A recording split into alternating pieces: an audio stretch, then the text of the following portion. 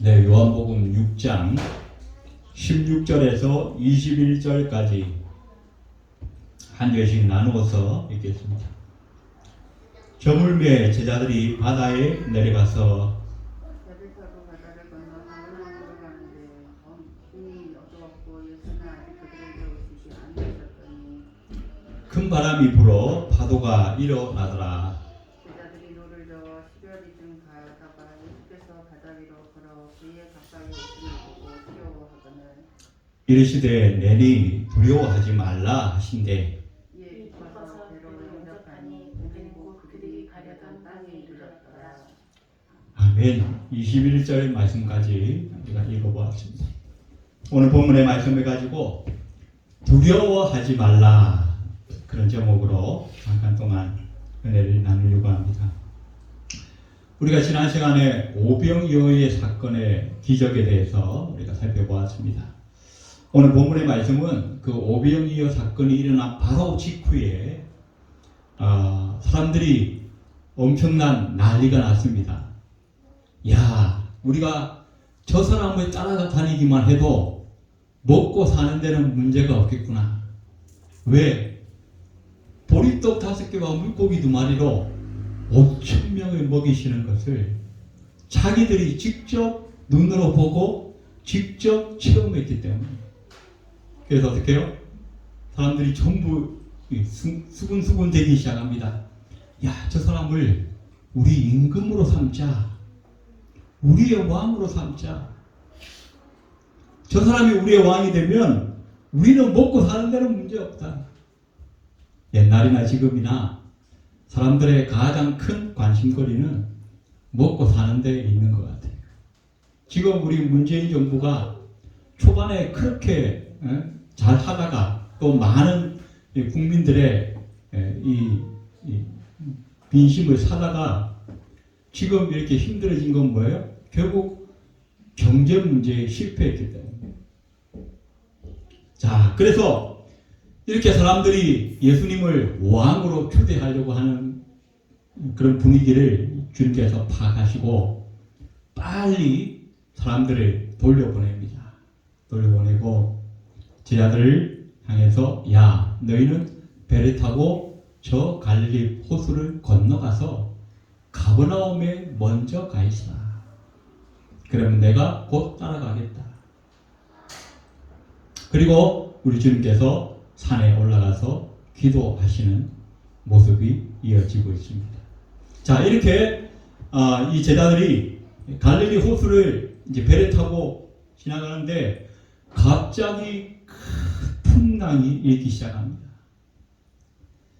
그래서 모든 제자들이 이 풍랑 때문에 아이고 우리가 죽겠다, 큰일 났다, 사경을 헤매면서 모두 놀라했습니다. 자, 그런데 오늘 이 본문과 똑같은 사건을 마태복음에도 또 이 누가복음에도 기록을 하고 있는데 마태복음 14장에 보면 그때 이 제자들은 예수님께서 명령하신 것을 순종하였어요. 자기들이 먼저 가겠다고 한 것이 아니라 예수님께서 제자들을 향해서 야, 너희가 먼저 가라 명령하신 거예요. 그래서 제자들은 순종했습니다. 그런데 그 순종했는데 배를 타고 가다 보니까 풍랑이 일어났다는 겁니다. 예수님의 말씀을 따라서 갔는데 예수님의 명령에 순종해서 갔는데 풍랑이 일어났다는 것입니다. 이것은 무슨 말입니까? 이 풍랑이 사탄의 역사도 아니고 제자들이 뭔가를 잘못했거나 실수해서 징계를 당하는 것도 아니라는 것입니다. 이것은 예수님께서 허용하신 사건이라는 것입니다. 조금 다르게 얘기하자면 우리 그리스도인들이 주님의 말씀을 따라 살려고 애를 쓰고 주님의 말씀에 순종하려고 노력함에도 불구하고 그런 신실한 그리스도인들에게도 얼마든지 인생의 풍랑은 찾아올 수 있다는 것입니다. 간혹 우리가 풍랑을 만나거나 인생의 어려운 고난을 만나면 아이고 내가 하나님 말씀대로 못 살아서 이런 거 아닌가? 괜히 걱정을 합니다. 염려를 합니다. 괜히 우리 신앙이 쪼그라드는 것 같아요.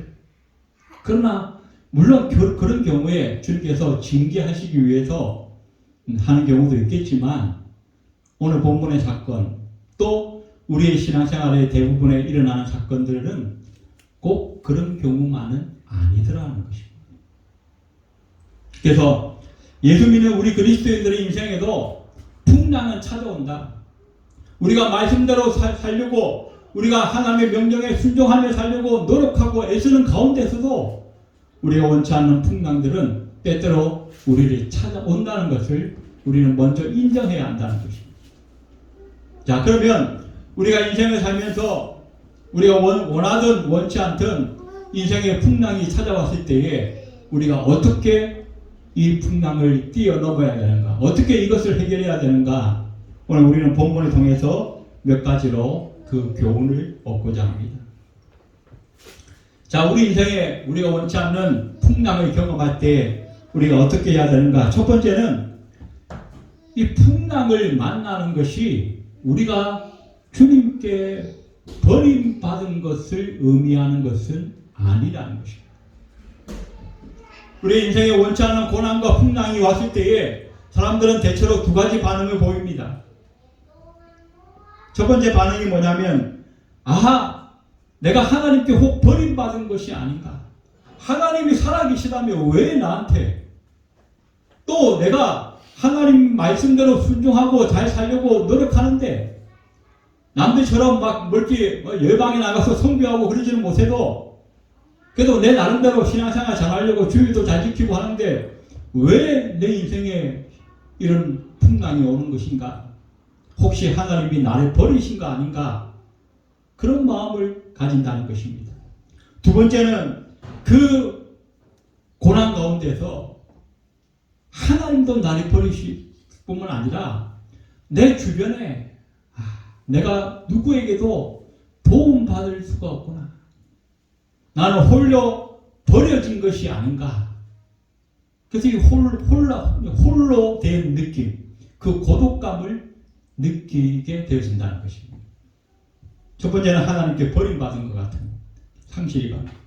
두 번째는 이 세상에 아무도 나를 도와줄 수 없을 것 같은 홀로 된 그 고립감을 사람들이 인생의 풍랑을 만날 때 느낀다는 것이죠. 그래서 우리는 말합니다. 하나님 도대체 어디에 계십니까? 하나님 계시기는 한 것입니까? 아마 이 갈릴리 호수 한복판에서 죽음의 위기와 함께 만난 이 풍랑 가운데서 아마 이 제자들의 심정이 그러하지 않았을까 그런 생각을 하게 됩니다. 그래서 오늘 17절에 보니까 이미 어두웠고 예수는 아직 저희에게 오시지 아니하셨다.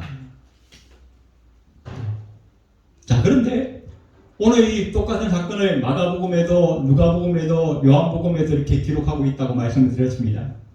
마가복음 6장 45절에 보면 예수께서는 제자들을 떠나 보내신 후에 이 갈릴리 바다가 내려다 보이는 산의 산기슭에 올라가서 기도하셨다라고 성경은 기록하고 있습니다. 그러다가 한순간 갑자기 그 호수에, 그 바다와 같은 호수에 풍랑이 일고 이 제자들이 막 죽을 지경에 빠져서 고함을 치면서 사경을 헤매는 그 모습을 보시고는 주님께서 한달음에 달려가셨다라고 성경은 말씀하고 있다는 것입니다. 마가복음 6장 48절에 보니까 바람이 거스름으로 제자들이 힘겹게 노젓는 것을 보시고 라고 말씀합니다. 너희는 막 갈게 가라. 나는 모르겠다. 나는 기도나 하려다. 그리고는 고개 쳐박고 기도만 하신 것이 아니라 우리 주님께서는 그 갈릴리 호수에서 이 제자들이 풍랑 가운데 힘겨워하시는 것을 보고 계셨다. 보고 계셨다. 그리고 그들을 위해서 기도하셨다. 그리고 결정적인 그 순간에 한달음에 달려오셨다라고 성경은 말씀하고 있다는 것입니다. 그래서 우리가 인생을 살면서 인생의 풍랑을 만날 때 우리가 제일 먼저 기억해야 할 것은 주님이, 나의 사랑하는 주님이 나를 보고 계신다는 것입니다. 내 고통과 아픔의 그 현장에 주님께서 함께 하기를 원하시고 나를 지켜보고 계시다는 것입니다. 내가 단지 내 육신의 눈으로 하나님을 볼 수 없기 때문에 하나님 내게 안 계신 것처럼, 하나님이 나를 떠나 계신 것처럼, 나는 지금 아무런 도움도 받지 못하는 것처럼 혼자 버려진 고립감과 상실감을 느끼고 있지만, 그 순간에도 비참한 눈물을 흘리는 통곡하는 그 순간에도 우리 주님은 나를 버리지 아니하시고 나를 지켜보고 계시다는 것입니다. 요한복음 14장 18절에 내가 너희를 고아와 같이 버려두지 아니하고 너희에게로 오리라 라고 말씀하십니다. 우리는 고아가 아니에요.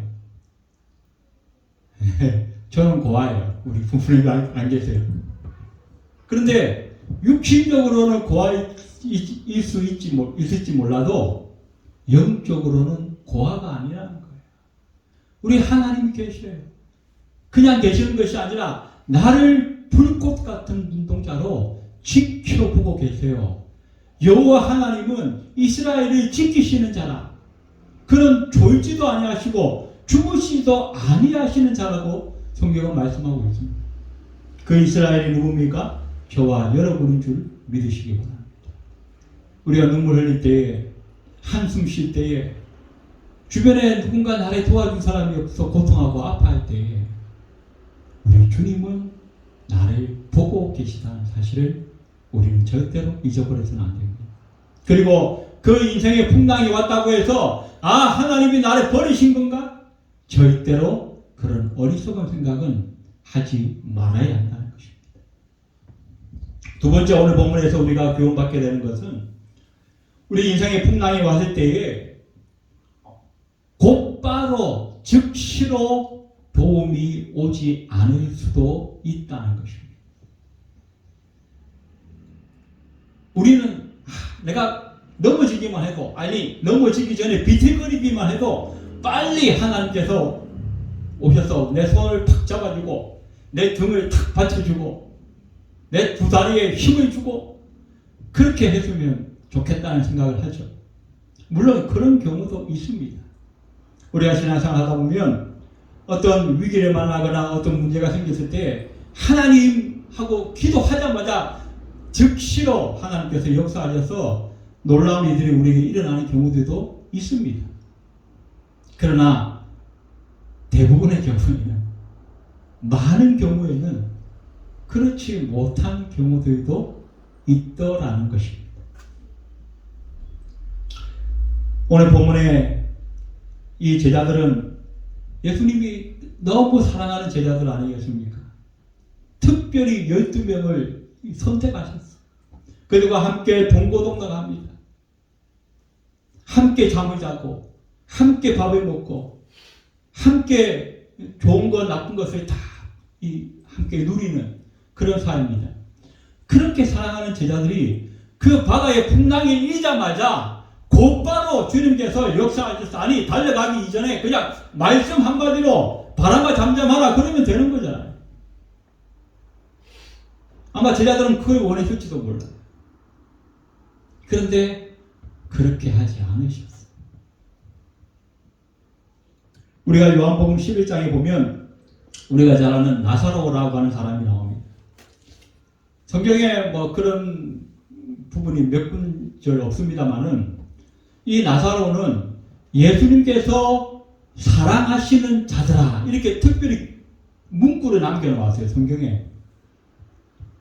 베드로나 요한이나 예수님께서 직접 부르신 그 제자들에게도 그런 문구는 붙이지 않았는데 이 나사로는 소개를 하면서 예수님께서 사랑하시는 자다 이렇게 남겨놓았다는 거예요. 그러면 그 문구만 봐도 이 나사로가 예수님께 얼마나 사랑받았는지를 알 수가 있잖아요.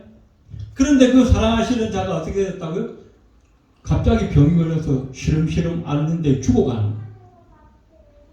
그러니까 그 누이들이 어떻게 합니까? 아이고 우리 나사로가 다 죽어갑니다. 예수님 빨리 오셔서 좀 도와주십시오. 살려주십시오. 사람을 보내서 전가를 보냈습니다. 그런데 요한복음 11장 6절에 보니까 예수님이 이렇게 반응했어요. 나사로가 병들었다 함을 들으시고 그 계시던 곳에 이틀을 더 유하시고. 아니 사랑하시는 자가 죽을 병이 들어서 지금 죽어간다는데 그 소식을 듣고도 예수님께서 지금이라도 빨리 가야겠다 하는 것이 아니라 이틀이나 더 거기서 문기적대고 있었다는 거예요. 뭐 특별히 한 것도 없고 하실 일도 없었는데. 그리고 나서 성경에 보면 나흘이나 지나서 죽기 전에 찾아간 것이 아니라 죽고 나서 무덤에 들어갔는데 그 무덤을 찾아갔다. 이 누이들이 아니 그러면 다 죽고 나서 장례 치르러 올 거면 뭐 한다고 미리 죽기 전에 사람을 보내가지고 예수님 당신의 사랑하는 사람이 지금 다 죽어갑니다. 빨리 오십시오. 살려주십시오. 왜 했겠습니까? 너무나 이해할 수 없는 일이에요. 그런데 주님은 거기서 이틀을 더 유하시고 나사로가 죽고 나니까 어떻게 해요? 나사로가 잠들었다. 내가 깨우러 가노라.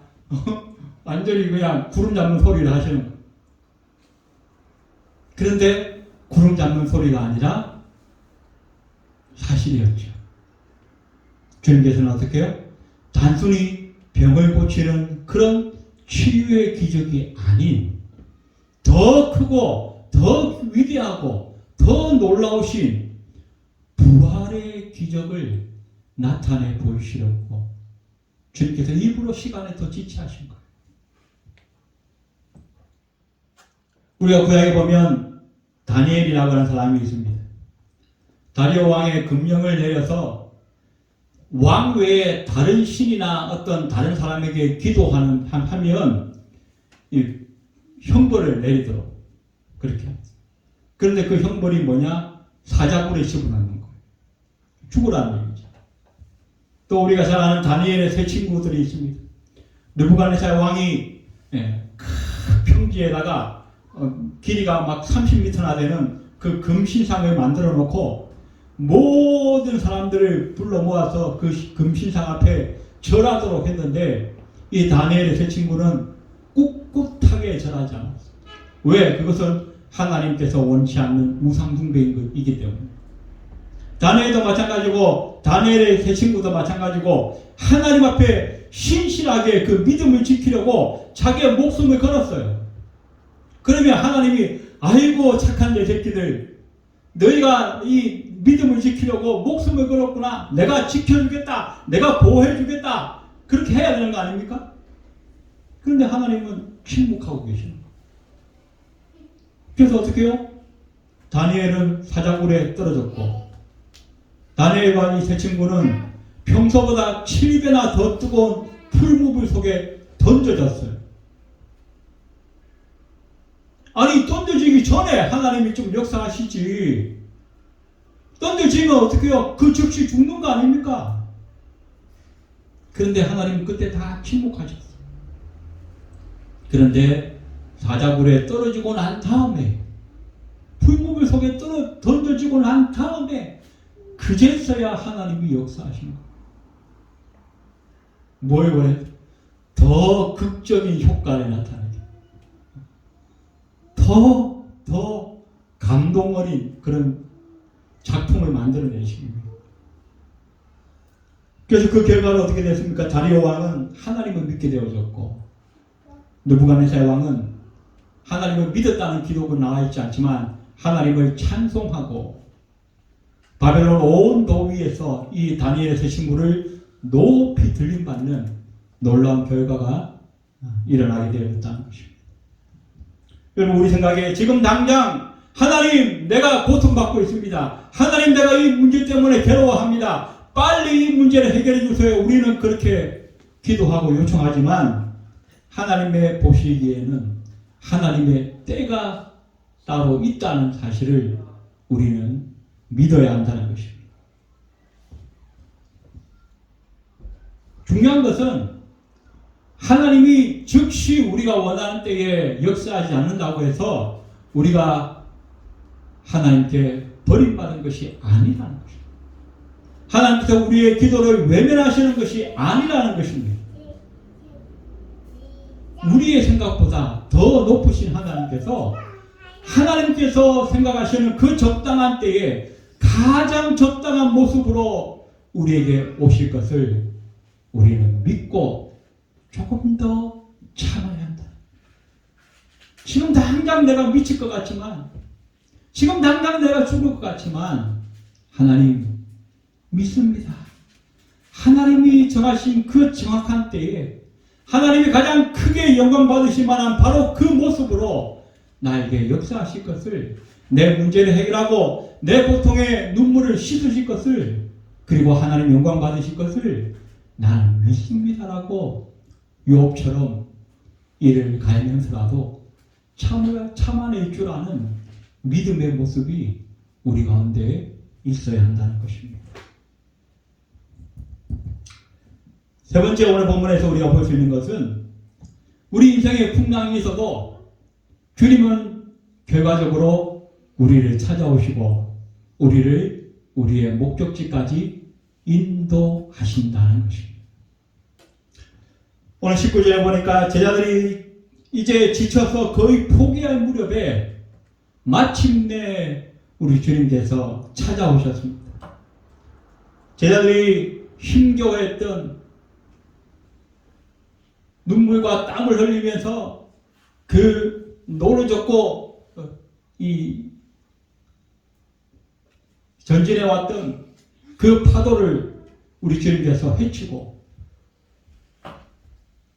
제자들 앞에 찾아오셨습니다.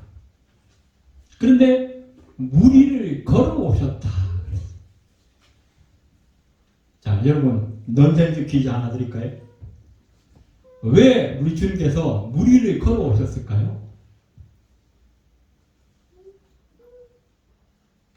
정답은 배가 없었어요. 배는 제자들이 타고 가버렸기 때문에 예수님이 타고 올 배가 없어요. 만약에 배가 있었더라면 예수님이 배를 타고 왔을지도 몰라요. 근데 배가 없으니까 그냥 걸어온 거예요. 농담입니다. 자, 그분은 전혀 우리가 예상치 못하는 방법으로, 전혀 우리가 예측할 수 없는 방법으로 우리에게 찾아오신다는 것입니다. 남편의 자식이나 두고도 인생의 그 갈급함 때문에 목말라 했던 그 사마리아 여인이 그 40도 50도 폭염이 내리쬐는 그 한낮에 사람들의 눈을 피해서 우물가에 갔는데 하필이면 거기서 예수님을 만날 것을 누가 예측이나 했겠습니까? 예수 믿는 사람들을 잡아서 옥에 가두려고 체포영장을 손에 들고 담에색으로 그 예수 믿는 사람들을 잡으러 가던 그 청년 사울이 바로 그 길에서 예수님을 만나 변화되어질 줄을 누가 알았겠습니까? 이 사울이 나중에 바울이 되어서 바나바와 함께 빌립보에서 전도하다가 감옥에 갇혔는데, 아, 이제는 전도도 못하고 이 고생기만 남았구나, 어쩌면 죽을지도 모르겠다, 낙심할 수도 있는 그 감옥 안에서 놀랍게 큰 기적을 일으켜 주시고 그 감옥의 간수장뿐만 아니라 많은 감옥의 사람들을 전도하게 하시는 그 하나님의 방법을 바울과 바나바는 그 감옥에 들어가기 전까지는 예측할 수가 없었어요. 우리 주님도 저와 여러분의 인생에 우리가 예측할 수 없는 방법으로 찾아오신 우리의 문제를 해결하실 것을 여러분 믿으시기를 바랍니다. 오늘 21절에 보니까 이에 기뻐서 배로 영접하니 배는 곧 그들이 가려던 땅에 이르렀더라라고 말씀합니다. 우리 주님이 함께 하시면 풍랑이 있든지 없든지 아무리 그 풍랑이 우리를 힘들게 하고 힘겹게 한다 할지라도 결과적으로 우리는 목적지를 향해서 가게 되어져 있다는 사실을 우리는 믿어야 한다는 것입니다. 그 와중에 조금 힘들고 어려운 시간들은 있겠지만 조금 원하는 시간보다 조금 늦춰져서 조금 방해를 받을 수는 있겠지만 우리는 반드시 우리의 목적지를 향해서 가게 될 것을 여러분 믿으시기 바랍니다. 간증을 하나만 해드리고, 제 대간증이 아니고 제가 예전에 이 청주 오기 전에 광명의 한양교회 이제 부교육자로 있을 때에 세 가족이 오셨어요. 그래서 세 가족이 왔으니까 이제 신방에 가게 돼 이제 그 신방 예배를 드리는데 그 신방 예배 드리고 나서 그 권사님이 매일 교회 와서 이제 그 1시간씩 기도를 하시는 거예요. 근데 나중에 알고 보니까 이 권사님이 아주 기막힌 사연이 있었어요. 10년 전에 처음 예수를 믿게 되었는데 예수 믿는 바로 그날 그 딸이 정신병이 걸린 거예요. 그래서 온 그 시댁이랑 집안에서 난리가 난 거예요. 네가 교회 나가면서부터 이 딸이 이렇게 된 거 아니냐. 그러니까 교회 나가지 말라는 거예요. 예수 믿지 말라는 거예요. 온 집안이 핍박하기. 그래서 자기도 생각했어요. 아이고 하나님 살아계신 게 맞습니까? 그렇다면 왜 나한테 이런 일이 생깁니까? 내가 큰 마음 먹고 예수 믿으려고 하는데 왜 하필이면 내 딸이 이렇게 정신병이 걸렸습니까? 그런데 하나님이 다른 건 말씀 안 하시고 이 권사님에게 그때는 이제 초신자니 초신자 예배할 때마다 목사님이 항상 본문이 다를 거 아니에요? 주일마다 다를 거 아니에요? 그런데 항상 이 권사님 귀에 들리기에는 기도하라는 소리로만 들리는 거예요. 전도에 대해서 설교해도 기도하라고 들리고 봉사하라는 설교를 해도 기도하라는 소리가 들리고 그래서 이 권사님이 교회 등록하고 한 달째 되는 날 그때부터 하나님 앞에 내가 평생 기도하겠습니다. 그러니 내 딸 고쳐주십시오. 그래서 계속 기도하는 그때부터. 근데 기도하는 중에 하나님께서 이 권사님에게 신유은사를 주셨어요. 그래서 7년째 되던 해 본인이 직접 자기 딸을 앞에 놓고 안수해서 그 딸의 정신병이 나은 거예요. 자, 그럼 우리 같으면 어떻게 해요? 자, 이제 이 딸이 나았으니까 이제 내일부터 이제 기도 스톱. 그러지 않겠습니까? 기도 그만. 좀 쉬자. 그런데 이 권사님은 그러지 않고 하나님, 내가 하나님 앞에 평생 기도하겠다고 약속했으니까 내 딸이 다 나았지만 그 약속은 내가 꼭 지키겠습니다. 그래서 자기 딸이 다 나았음에도 불구하고 이제 시집가서 이제 손주도 놓고 했는데도 여전히 이 권사님은 매일 정해진 시간에 나와서 기도하고 교인들의 문제를 놓고 교회의 문제를 놓고 기도하고 또 교인들이나 구역 식구들 중에 누가 아프다 그러면 안수해주고 그러면서 하는 얘기가 만약 그때 내 딸이 아프지 않았더라면 내가 과연 신앙생활이나 제대로 했을지 모르겠습니다. 그러면서 하나님 은혜입니다 라고 고백하는 것을 들은 적이 있습니다. 우리도 인생을 살면서 우리가 원치 않는 일들, 이해할 수 없는 그런 일들이 있을 수 있습니다. 그러나 그때마다 우리는 하나님께서 나를 버리신 것은 아니라는 믿음에 가져야 해요. 그리고 이 풍랑 가운데 반드시 하나님은 비록 내가 이해할 수 없고 비록 내 눈에 보이지 않아도 하나님은 지금도 나를 위해서 일하시고 계시다라고 하는 이 믿음이 우리에게 사라지지 않도록 우리는 늘 믿음을 지켜가야 할 것입니다. 그럴 때에 우리 주님은 반드시 우리 인생에 찾아오시고 우리가 예기치 않았던 그 방법으로 우리에게 문제를 해결하실 뿐만 아니라 우리를 이끌어서 우리의 원하는 목적지까지 우리를 이끌어 가실 줄로 여러분 꼭 믿으시기를 바랍니다. 이 믿음으로 우리의 남은 생에 승리할 수 있는 저와 여러분이 다 되시기를 주의 이름으로 축원드립니다. 기도드리겠습니다.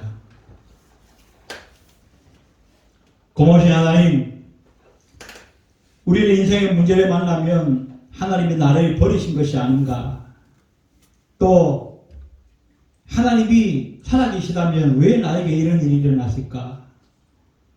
우리는 이해할 수 없고 우리는 볼 수 없어서 답답해하지만 하나님은 지금도 살아계시고 여전히 역사하시고 우리를 사랑하시는 것을 우리가 믿게 하여 주옵소서. 이 믿음이 흔들리지 않도록 주님 도와주시옵소서. 비록 이해할 수 없다 할지라도 하나님을 의지하며 우리의 자리를 지켜갈 수 있게 도와주시고 그 가운데 살아 역사하시는 하나님의 기적을 우리가 다 체험하며 우리의 입술을 모아 하나님께서 나에게 역사하셨다라고 간증하며 영광 돌릴 수 있는 그날이 우리에게 속히 올 수 있도록 주님 축복하여 주시옵소서.